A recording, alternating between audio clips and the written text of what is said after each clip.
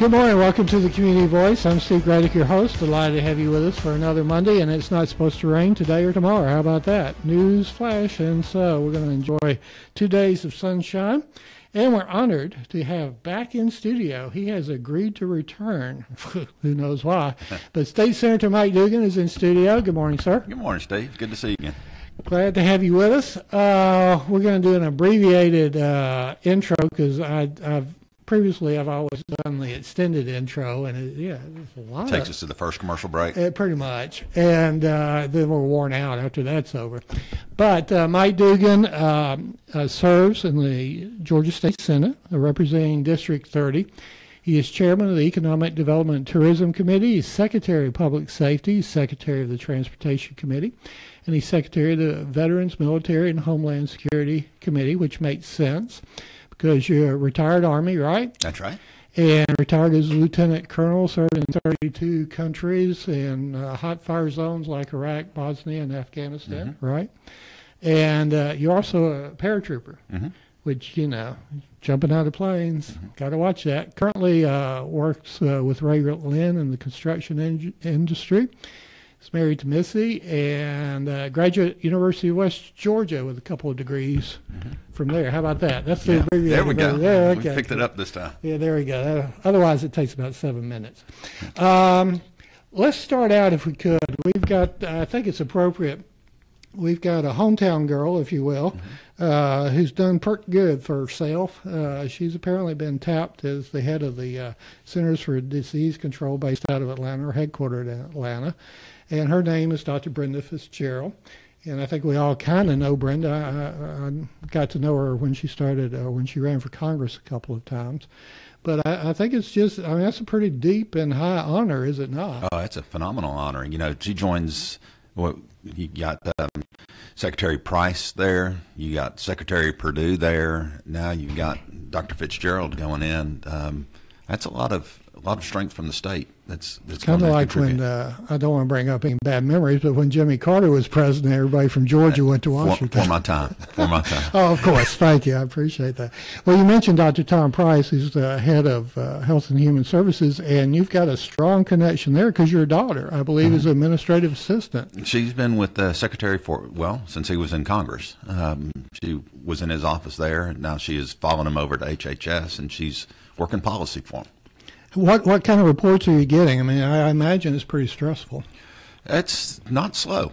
Not slow. There's a lot of stuff going on. She focuses on a very specific narrow niche, but if you're the secretary, you got to focus on the whole broad spectrum. So he's going 100 miles an hour. Now his secretary's wife serves with me in the legislature. Really? She's in the House. Okay. Betty Price is her name, and she's also a doctor. Really? Mm-hmm. Wow. So do you have any inside information? Are they going to repeal Obamacare, or do we know? They're working on it. They just got to get a plan that everybody, or at least enough of them, can agree to. Yeah. Well, I know you got to be proud to have a daughter in that capacity. That's a critical place to be at a critical time. Yeah, that's the kind of the running joke in our house is we have a son in the ministry and a daughter in politics. We can't talk about anything when they come home. So. And you're also in politics. But it makes for an interesting family, I'm sure. Oh, yeah. And let's not jump right into topics. Well, I would mention your wife. Your wife has an incredibly important job serving Boys and Girls Clubs. Tell us a little she about runs the Boys and Girls Club of Metro Atlanta. Depending on the numbers for the week, that's either the largest or the second largest Boys and Girls Club in the nation. And she's back and forth with the one in Boston a little bit. But, she started with Boys and Girls Club 16 years ago, was a part-time receptionist in a club, and now she runs the largest in the nation. No kidding. Yeah, I'm proud of her. Well, we need to get her on in this chair where you're sitting one morning. Her bio is longer than mine. Okay, well, that'll be a challenge. That's kind of hard to believe, but I'll take your word at it. If you'd like to call in and speak to Senator Dugan, 678-601-TALK, 678-601-8255. We're also on Facebook Live. So any comments you want to post there, we can share with them. Well, Chairman of the Economic Development and Tourism Committee of the Georgia State Senate, let me throw this first question out at you so that we can kind of get rolling here. For decades now, we've heard about the two Georgias, i.e. Metro Atlanta and the rest of us. But if my numbers are right, there's 6 million people living in Metro Atlanta and 10 plus million living in all of Georgia. The numbers are not right. Okay, we have a little over, close to 11 million in the state population right now. So you're right on the metro, right. But the rest of them that make up that come to the 11 or the rest of the state. If you look at the metropolitan areas, and that's not just Atlanta, but that'd be Macon, Savannah, Augusta area. That's 65% of the state population is in there. That being said, we have an obligation to the rest of the state too. It's a little frustrating, and I'm on that fine line where Douglas County is considered metro. Right. Carroll County's not. Right. And I'm happy to keep it that way. But I can see both sides of the issues because of where I sit. But you go to Bowden here. I've been working with them for a while now to try to get some connectivity. You stand on the center of the town down there, and sometimes it's hard to even get a cell phone signal. I live in Bowden, and I testify to that being correct. So we're working hard to get increased connectivity because that's the power lines of the future. If I'm a business and I'm wanting to come in and sit and I can't talk to somebody on the phone, or if I don't have high speed connectivity for my work, then it's going to be a challenge to get them to move there. And kind of on the positive flip side, if you do, then location doesn't become as critical. That's right. And so that could really open it up for the non-metro areas of Georgia. Well, yeah, definitely. But this has the human ramifications of jobs, healthcare, education. All these things are impacted about this issue of two Georgias because that's where the wealth and the opportunity is. So how, as a chairman of the state, what are y'all doing to help address these kind of things? Well, it's fortunately, or unfortunately, it's not just one committee. I'm working closely with the guys from the education committee too, because there's challenges there within the school systems. You go to some of these larger school districts, and they have a wider variety of their curriculum because they have more assets available to them. So one of the things we're doing in the rural areas is there may not be a physical teacher teaching the class in the front of the room. It's distributed learning where they're doing it. You still have a teacher in there, but the subject matter experts on the screen. So what we've done, we started with the school systems first and put broadband connectivity into every school. That's great as long as the kids are at school. What happens to them when we put everything online and go more digital with their learning, and they go home and they can't connect to anything? So we're working it hard, but there's that fine line there. Sorry. Well, okay. Well, we're going to talk more about education, but before we leave this topic, as it regards to the two Georgias, the title of your committee or the committee also includes the word tourism. Yeah. Georgia, ConNast, did I say that right? I'm not a big travel magazine person, but evidently it's one of the leading travel magazines in the world for those that do follow it. Has Georgia as one of the must-see places in the world this year. And so tourism is coming, and people say with tourism, that's not, how is that going to really impact us?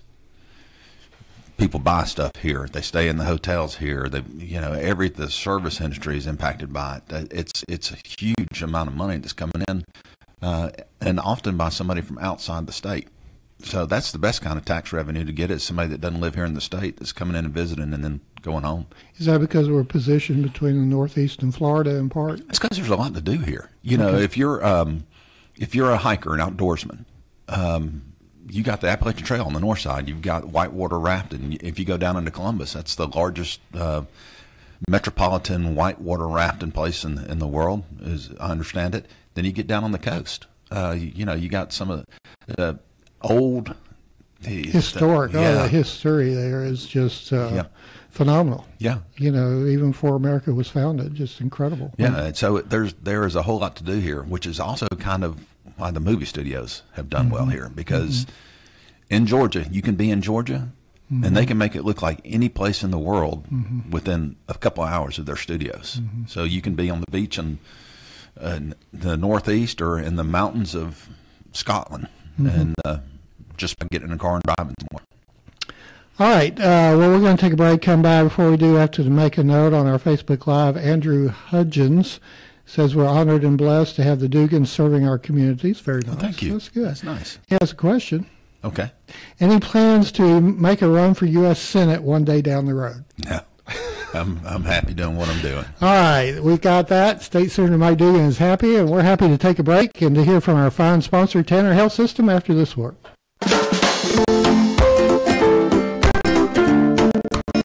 Take a walk toward healthy. Tanner Health System wants you to know that taking a brisk 30-minute walk 5 times a week is all it takes for most people to keep fit. Not only that, going for 30 can lower your blood pressure, cholesterol, and reduce your risk for heart disease and strokes. You experience these benefits even if you divide your time into 2 or 3 segments of 10 to 15 minutes a day. Even if you've been sedentary for years, you can start now. Going for 35 times a week has real health benefits. Don't think you can make it for 30 minutes? That's okay. You can work your way up as you get stronger. Let your mouse do the walking online at www.gethealthylivewell.org.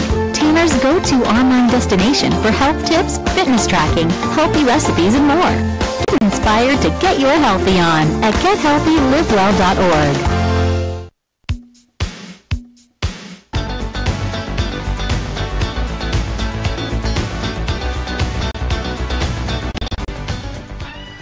Good morning. Welcome back to the Community Voice. This is a Bald is Beautiful program featuring State Senator Mike Dugan and your humble host, Steve Graddick.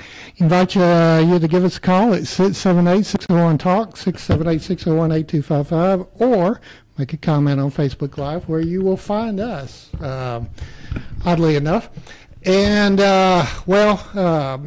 let's obviously... next big topic that we'd like to hit would be that of education. Now, if I understand it correctly, approximately 41% thereabouts of the entire state budget, which I think is about $25 billion, goes to K through 12 education. Is that right? That's K through 12. 53% goes to education overall, but that includes university system. That's right, and technical college. So basically, we're educating in Georgia, if my numbers are correct, and I'm counting on you to correct me if I'm wrong, 1.7 million students K through 12 in the state. That's right. That's right.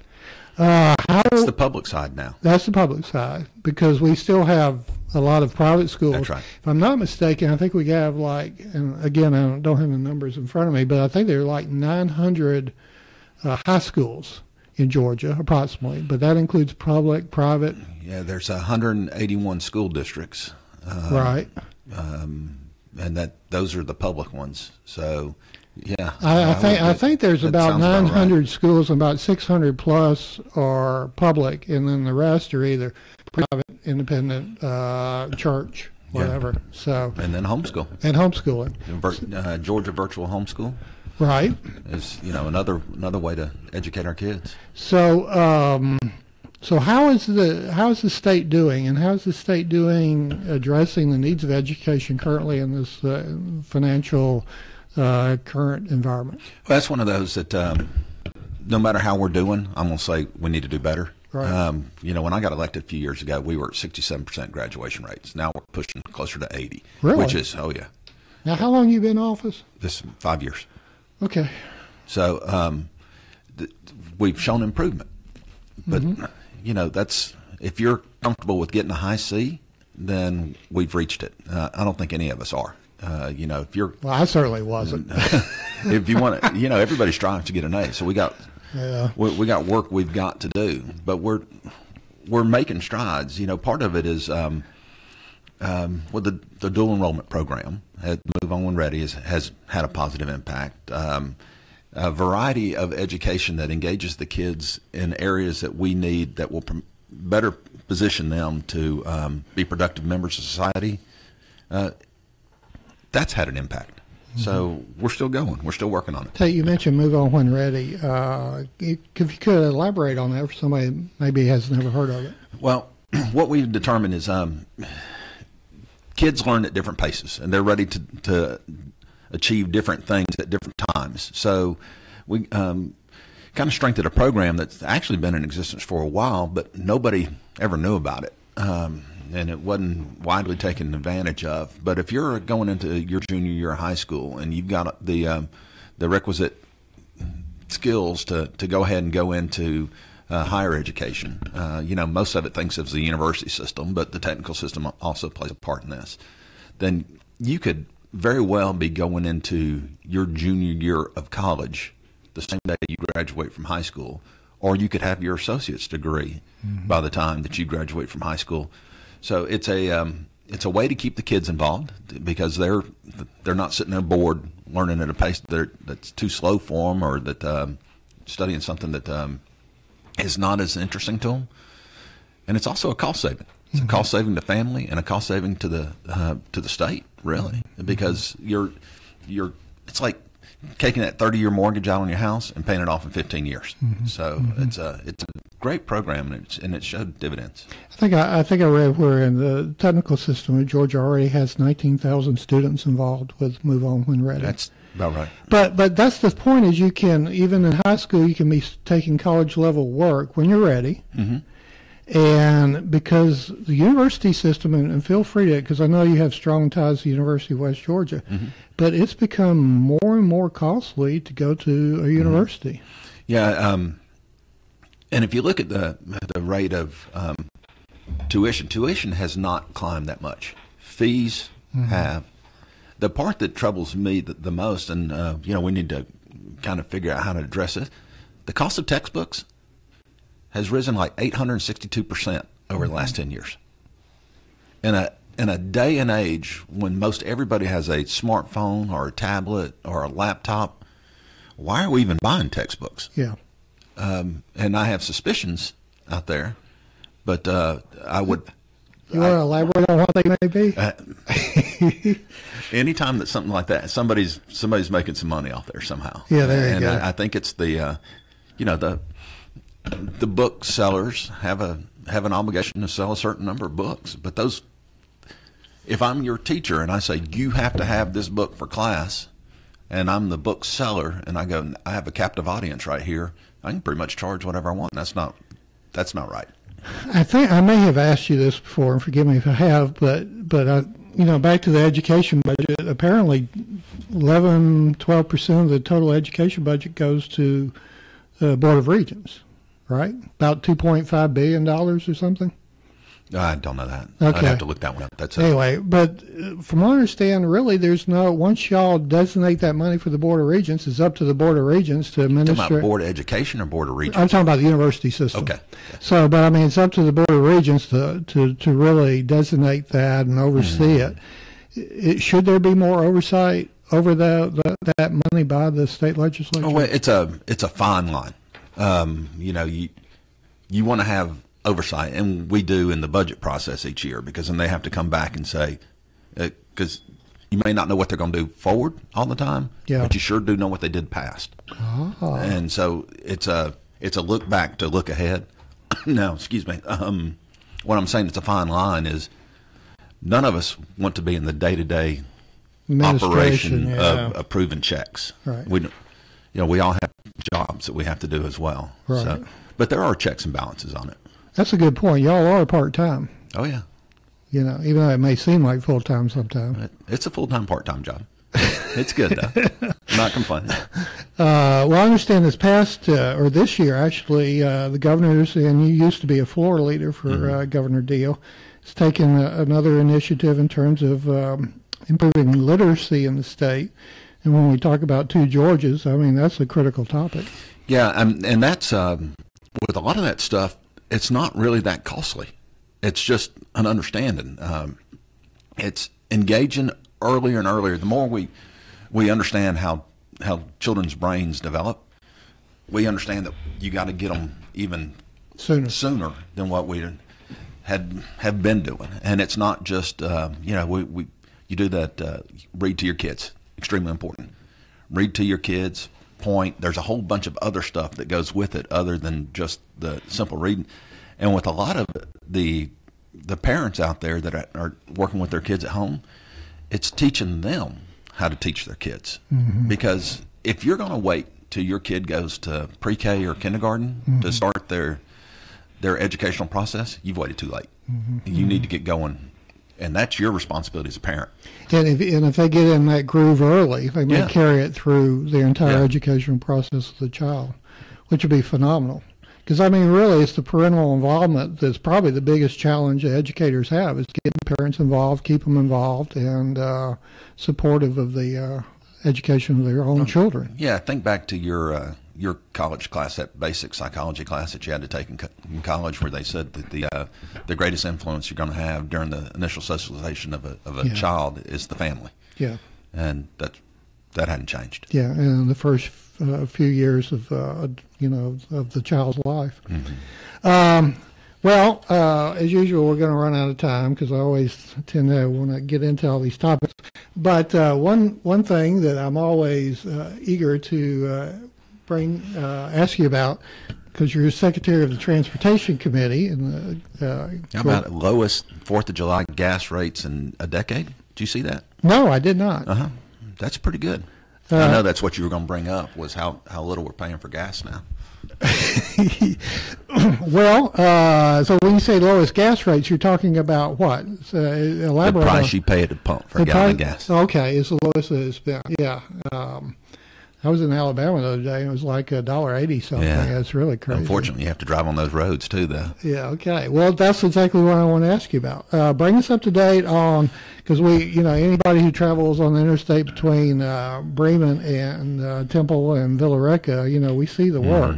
You see it on the bypass here too. Well, that's true, because it was back, if I remember correctly, it was about in 2015 that we came up with $1 billion allocation for transportation state. Mm-hmm. I was reading recently that across the southeast, it seems like it's split. Half the states approximately are going up on transportation taxes, half are not. Mm-hmm. I think South Carolina voted against it. Tennessee voted for it. I may have that backwards. North Carolina voted for it. Okay. Florida's been doing it for a little while now. Alabama has not yet. Well, bring us up to date, being on the Transportation Committee, where we see the work on the bypass and the interstate, but how are we doing across the state in terms of bringing up the transportation road and infrastructure? Whoa, sorry about that. Doing well. It's it took us a while to get in the situation that we were in. It's going to take us a little while to get back out of it, but they're making great strides. Now, don't just think asphalt and concrete. Think back a couple of years ago, how trashy the sides of the road, the median was on our roads here, and how tall the grass was getting. We were told we had to cut back and save some money, so we let the grass That's grow. Still transportation dollars. Okay. That's $14 million a year just to cut the grass on the side of the roads. But now, and you privatize or you farm that out to private entities most of the time. It's a contract agreement, because you don't want to, as a state, sit there and buy all that equipment, have those people on the payroll. It's for a cost effectiveness point of view, it's easier to contract that thing out as you need. But you're cutting more and you're picking up more than we did before, and then the amount of road work being done. I mean, you can't drive anywhere within 20 miles of here and not see something happening on the roads. What about the? Of course, we had the horrific situation in Atlanta on 85, but how's the perimeter and the loops in Atlanta doing? You satisfied with that work there? No, 285 is one of the more dangerous roads in the country, and particularly when I'm on it. I'll tell you what. Well, most roads are dangerous when you're on it. No. Well, that's true too.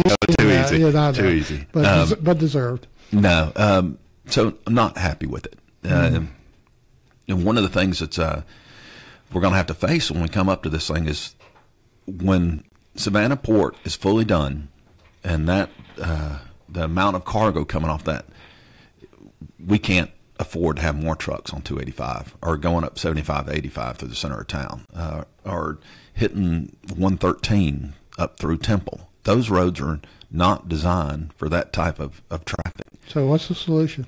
Put them on rail. How much, because I was reading also about, part of this transportation initiative is to improve the rail infrastructure, but the railroads are owned by the railroad tracks are owned by the railroads. Not all of them. Not all of them. So Georgia owns some rail. So what's the state's responsibility or opportunity there? Well, we have rail, and we haven't done any infrastructure repair on that in a long time. So right now, with the intermodal ports that are coming in Cordele and the one that they're putting in the northwest corner, our restriction on that is actually the bridges across. Georgia's not blessed with a whole lot of natural lakes. I don't think there's a natural lake in the state of Georgia. Right. But we are blessed with a lot of rivers and streams. Right. And they all pretty much run north-south. And from the port to the inland ports is running east-west. So there's a lot of rivers and streams that we have to cross. So if we can beef up those trellises to increase the capacity and the speed of the rail, we can get the stuff off the highways more. Okay. All right. Well, we're not going to take a break till the end of the program. Is that what we got in mind? Okay. Cool. All right. Well, let's run through several topics kind of quick because we're going to run out of time. We've got just that little. We don't have many minutes left. Give us a quick update because I know this has always been of interest to you and to a lot of people. The medical marijuana, THC, and you call it cannabidiol. Cannabidiol. Take me years to be able to pronounce that. But what's the latest on that? I think we're done with it. Done with it. Okay. For the foreseeable future. I think we're done with it. There was a increase in end of life diagnosis that was allowed to come in this last time. If you got stage 4 cancer, and this is helping relieve some of your pain, then I'm okay with that. Now, if you're wanting to push for what is oftenly misquoted as legalization, then I'm not supporting that. And as well as I do, they're not legalizing it. Sure. They're choosing not to prosecute it. But this also, I think, raises the level of THC for kept it the same. Kept it the same. There was a proposal to lower it. Just kept it the same. Okay, kept it the same. So it's available for treatment for other things besides end of life, autism and et cetera. With the seizures and everything. Now, what I will tell you is I wish that they would, at a federal level, would make it a Schedule 2 instead of a Schedule 1, so that you could actually test it. Because right now you legally can't. And so people are putting stuff in their body, they have no idea what it is. And that bothers me. Let's do a follow-up question as we wind this down from a gentleman called Jay Gill. I think I've heard of him somewhere. He wants to know, will Georgia ever have a statewide high-speed rail system? Passenger rail is a little different than cargo rail. Passenger rail, it depends on density of personnel. It depends on things change with rail of where people are going. So I don't see that as much. But if you can take the cargo off and then you put light rail in some of the more urban areas, that would probably be more effective than the expensive passenger rail. We looked at just extended in MARTA 2 years ago, I think. It was going to be $8 billion. I would rather have a bus rapid transit lane, dedicated lanes for buses, than they fixed rail. There's a place for passenger rail, but you got to be a pretty dense population to make it effective. Let me ask you real quickly. Let's see, how much time do we have here? We really don't have a whole lot of time to get another topic. So, I've got approximately 25 minutes more worth of questions, and I'm in a dilemma because I've only got to just save them for the next time. Yeah, okay. You coming back tomorrow? Yeah. No. Okay. Anyway, if someone wants to get in touch with you and have some more questions answered, or just bring some issues to your plate, how should they go about it? They can either email me at mike.dugan@senate.ga.gov or call me at 404-535-0501. Our gratitude this morning to State Senator Mike Dugan, representing District 30 of the great state of Georgia and the Georgia State Senate. And we hope to have him back soon, certainly before the next session of 2018. And we appreciate you and so much. And we thank you for listening, and Tanner Health System for sponsoring the Community Voice here on WLBB Carrollton.